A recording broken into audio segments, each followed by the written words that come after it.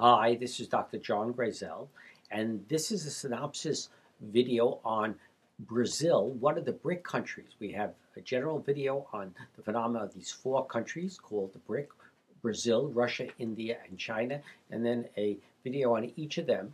And the video on each of them tries to take the position that, in fact, why they're put together as this unique group of four that seems to be having new influence in the world, they're dramatically different from each other, and their lessons for development are dramatically different from each other. And the meaning for the future is actually dramatically different for each of them, rather than seeing them as one a solid block. So, what's Brazil's role?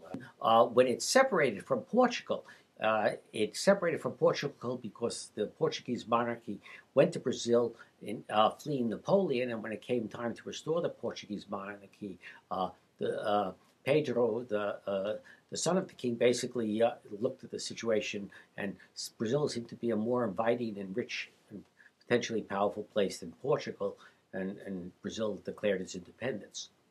So it's an enormous place. It's an enormously rich place. It's been enormously vibrant, and the question is even whether one should have ever called it an underdeveloped country to begin with.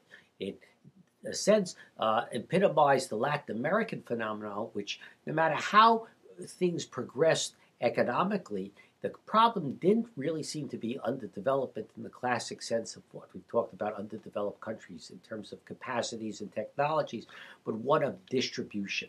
That as benefits always seem to go to the rich class, and the poor class never seems to reap the benefits of progress. Brazil, however, has had a long association with the United States and a development association ever since the Alliance for Progress was established by President Kennedy. And the development relation between Brazil and the United States still exists. But it's very interesting. If you look at that development relationship today, it's primarily focused on various forms of poverty alleviation and addressing poverty, working with cooperatives, trying to increase productions of poor people, trying to improve the school systems in Brazil.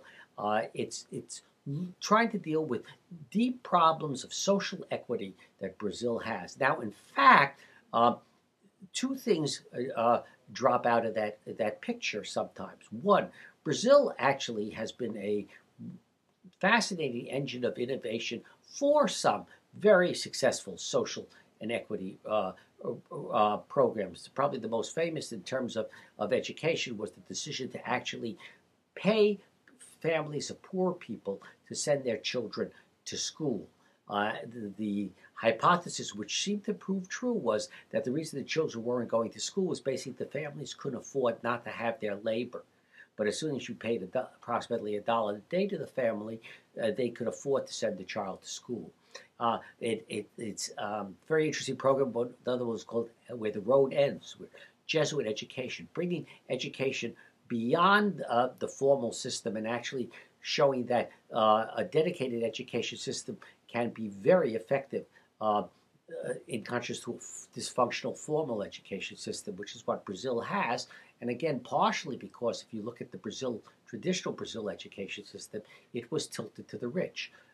The national universities were subsidized. They actually were elite institutions. The rich are the ones who went to them. They got a disproportionate amount of money. So again, in the Brazil equation, the problem has always been, as in much of Latin America, on that equity issue. But in terms of development assistance, what was particularly important in the 60s and 70s and into the 80s was actually a lot of Brazil-U.S. collaboration around agriculture.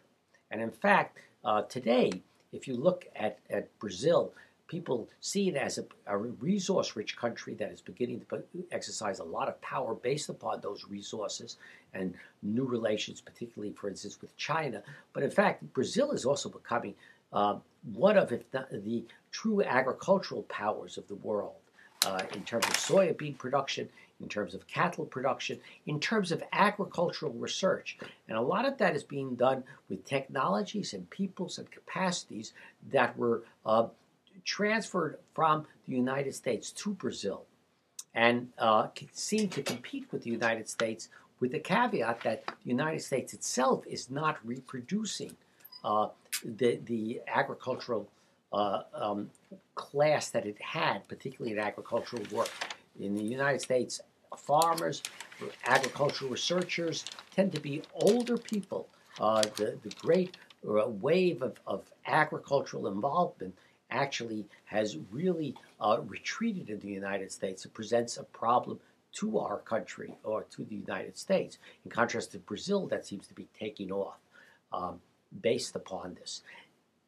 In this process, what has happened is Brazil now has, even as it receives money, has become a donor and sees itself as being a donor, as being a way of asserting its new rising importance. And it gives foreign assistance, and basically it gives foreign assistance to the Philippines, it's given foreign assistance to some African countries, not based upon any particularly well thought out foundational principles of development, not even necessarily pushing its own innovations in that sense, but basically by being a donor, increasing its stature.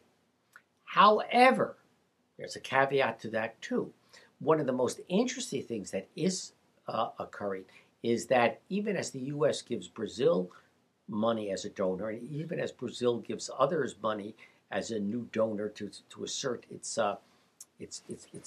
rising importance, the U.S. and Brazil are actually collaborating in giving donor assistance together, particularly to Portuguese-speaking African countries, and that's Angola and Mozambique, where actually the United States is financing Brazil, providing expert input to these countries because, particularly in a field like education, they have not only developed successful modalities for addressing education, but it's in Portuguese, the language of those countries. And this has actually benefited Brazil as well, because one of the decisions that were taken by Brazil over the last couple of years is that it would begin to look more seriously at its own internal processes in terms of where it stands in the world as in terms of the Millennium Development Goals. And so, for instance, Brazil, after many, many years, finally joined the world in testing its students and ranking its students in terms of performance. And this, while Brazilian education is still very, very divided in terms of quality, and it has actually already resulted in improvements in the status of Brazil's students in the world. Where does this put Brazil in terms of our lessons for development? Well, the claim I'm going to make is Brazil really is not the only country in a situation. Brazil is in a situation that is not that different from where Turkey is not that different from where maybe South Africa will be.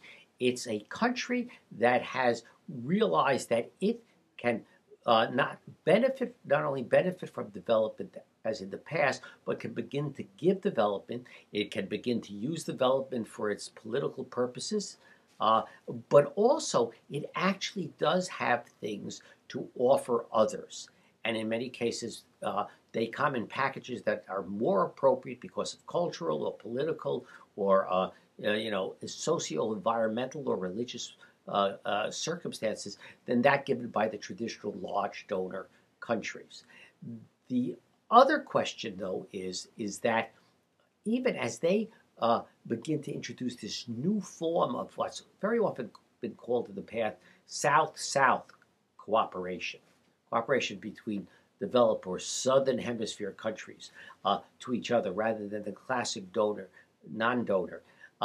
The question is, will that really become a new enduring fashion of mutual collaboration?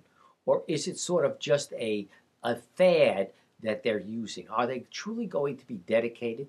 Are they truly going to become donor nations? Or is it just part of their present perceptions of themselves as growing nations in terms of importance and projection of importance? The second thing is, will they continue?